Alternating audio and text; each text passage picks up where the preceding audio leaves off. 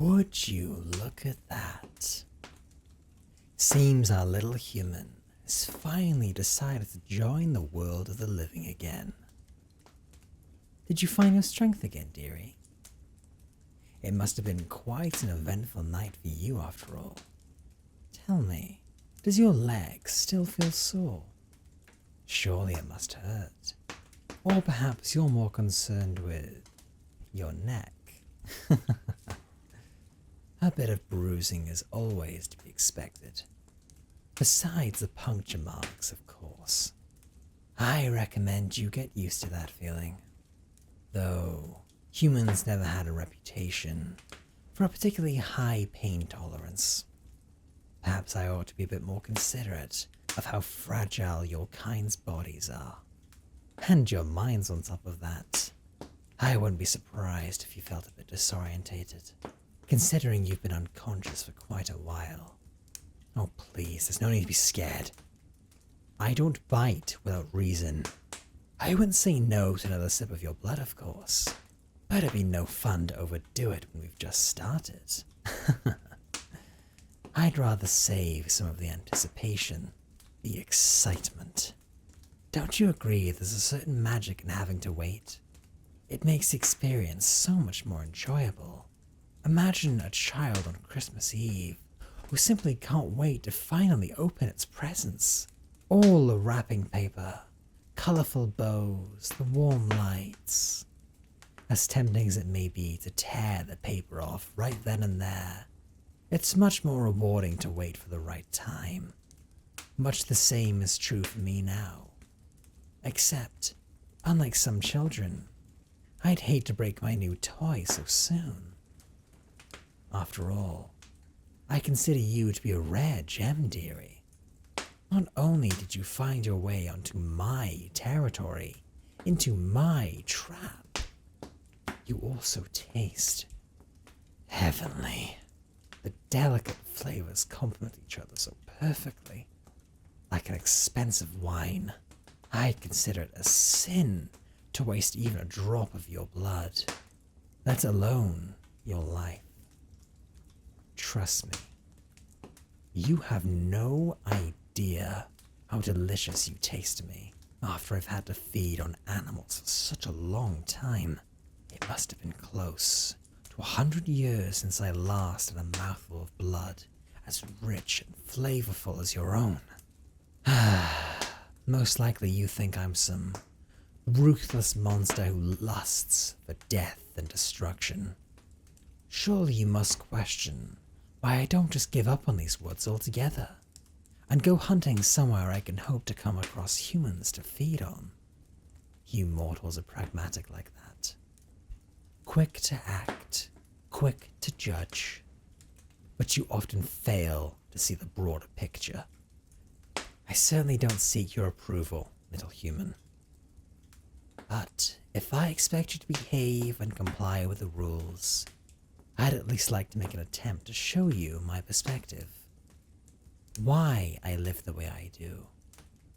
I've been isolated here for such a long amount of time. I have little knowledge about the state of the world out there. As much as I would like to believe that peace has finally been established between vampires and humans, your reaction upon realizing what I am tells me all I need to know. I've been on both sides of the war. I know of the injustice and the cruelty out there. Believe me, dear, it's not just vampires who can commit horrific acts. It's all of us. I've denied you my life story before, when it was clear you were merely trying to manipulate me. But there is a time and a place for reminiscing, and I believe it'll help you understand that I am no monster. Perhaps it'll ease your nerves a bit to know about your captor, make you less prone to rash decisions and disobedience. If I'm not mistaken, I've mentioned my mother to you before, haven't I?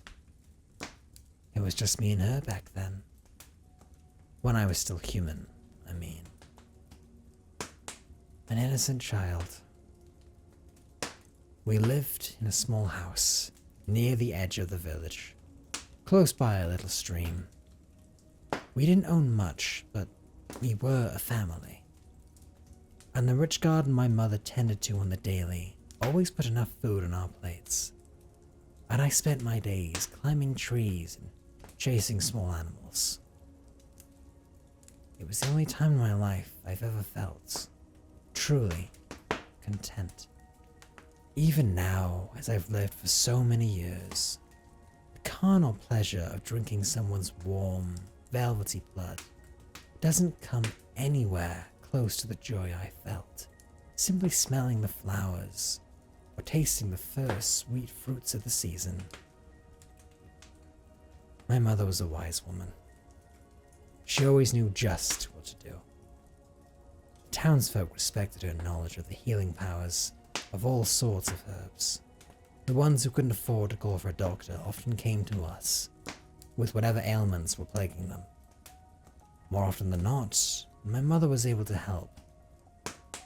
You'd think someone as kind and generous as her would surely earn the favor and gratitude of their peers. But you see, her wisdom came to be her downfall. And mine, by extension. A famine came around. Man and animals alike had to go hungry for weeks on end. In dire times, people tend to turn towards superstition. The townsfolk suspected witchcraft. And who else would the blame fall upon, other than the one who possesses expertise in medicine? They accused my mother of cursing their fields and spoiling their crops.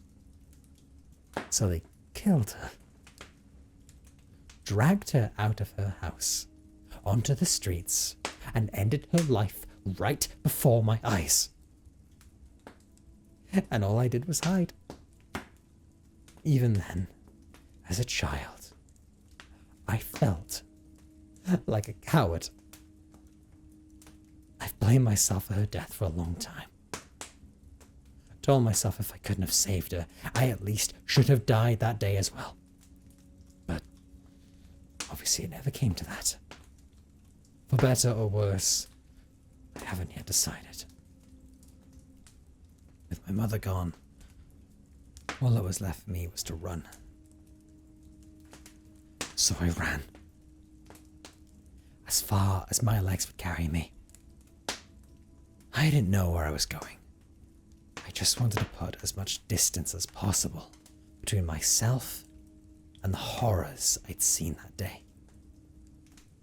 I left behind her body, the home I grew up in, and along with it, all the beautiful memories that had now been tainted with her blood. I don't remember how long I must have traveled for, but eventually I came across a town. It was much bigger and more lively than the environment I was used to. Crowded enough to stay anonymous and keep myself fed by stealing a watch here, a bracelet there. I didn't enjoy being a thief. My mother had taught me better than that, but it was the only way to survive. Over time, I became more comfortable, settled into my new life. The dark alleys of the city, far away from all the crowds and noise, became my new home. For years, I was blissfully unaware who I was sharing my home with, until it was too late. While I knew of the existence of vampires, their number and preferred hunting grounds were largely unknown back then. As I understand now, they'd been roaming the streets of that particular town for quite a while. Just like myself, they enjoyed the anonymity of the crowds, the ability to simply take what they needed and vanish. Once again, I believed I was destined to die the day I was turned.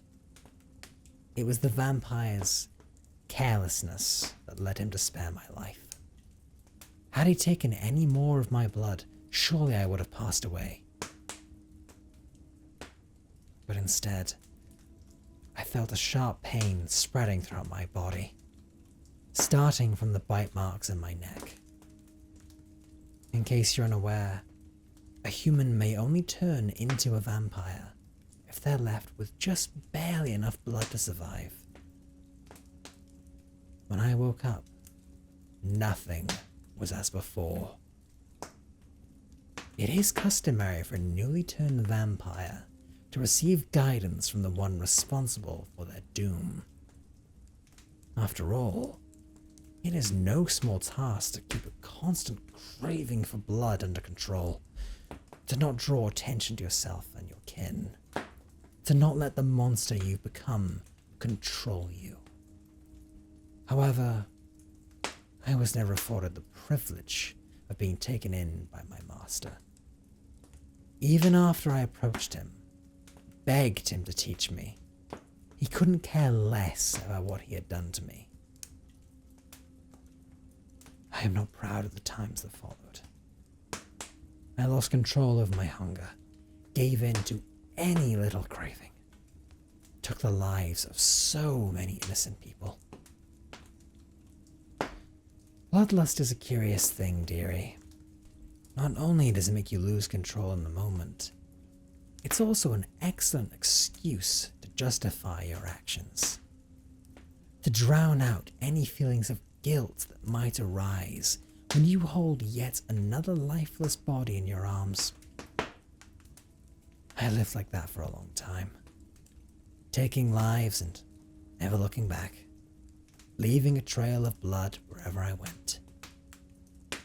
I was convinced I had a right to alter the lives of so many mortals, simply because of the injustice I had to endure in my own. As I know now, I was gravely mistaken. Surely you must wonder what could have possibly changed me. What could have possibly convinced a bloodthirsty monster to live deep inside of a forest almost as dangerous as itself?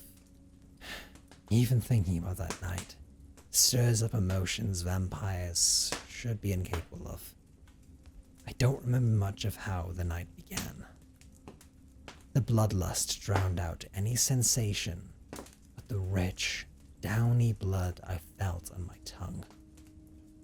Suddenly, the crimson-red fog in my mind lifted, and I found myself locking eyes with a small boy, cowering in the bushes, my fangs still buried deeply into the flesh of the man before me. The way he was shivering, the look of pure desperation in his eyes, it brought back some of the sanity I thought I had lost forever.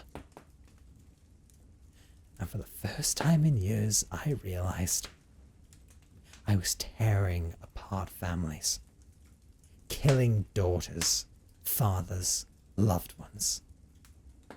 I'd become just as cruel as the monsters who've taken my mother from me. But I knew it was too late to save the boy's father. He would have never survived to live as a human. If I had stopped drinking his blood right there and then, surely he would have turned, but at what cost? Under no circumstances would I have made a suitable mentor, as I myself was barely clinging to the last bit of humanity that was still intact within me. So, to turn this man into another vampire without a master, roaming the streets, possibly taking his own son's life as his first meal? I had to kill him. For the first and only time, I consciously ended someone's life. I drank every last drop of his blood, and all the while I couldn't bring myself to take my eyes off that frightened little boy. I wasn't blinded by thirst. Bloodlust hadn't clouded my judgment. My only excuse, my only way of justifying what has happened is the thought that this was the best possible outcome. I tell myself it was for the better, for the boy's sake, the greater good. And yet, I find myself thinking about him. I wonder what had become of him, what his life was like. I am certain he must have passed away by now, but I sincerely hope it was old age that took him. That day, I promised myself, no, I demanded of myself to abandon my ruthless ways. And I have kept my word. I have lived deep inside this forest ever since. I feed on animals. I keep away from humanity. Until you came along, that is. You see, dearie, you've made me lose my composure. Unburied some dark traits I thought I had left behind long ago. But now that I've had a taste, I can't just let you leave. I can feel my cravings re-emerging from deep within. This curse has long buried its roots further into my soul than I thought. Until I find a way to deal with it once and for all, you'll be my way of keeping it under control. Whether you like it or not. Oh dear, you're mistaken. I never said I'd refrain from hurting a human ever again. All I promised is that I wouldn't take away a beloved family member. You, however, you decided to wander onto my territory. If I don't keep you here, surely you will die at the hands of a creature within these woods. You see, I'm not taking you away from anyone. You were the one who's done this to yourself. Oh, but there's no need to worry. You may be mine now, but I do intend on treating you with the bare minimum of dignity a sentient being deserves. Fortunately for you, that means I won't take your blood again today. I will return shortly. I do believe I hear something struggling in one of my traps. Let's hope it's not one of your friends, dearie.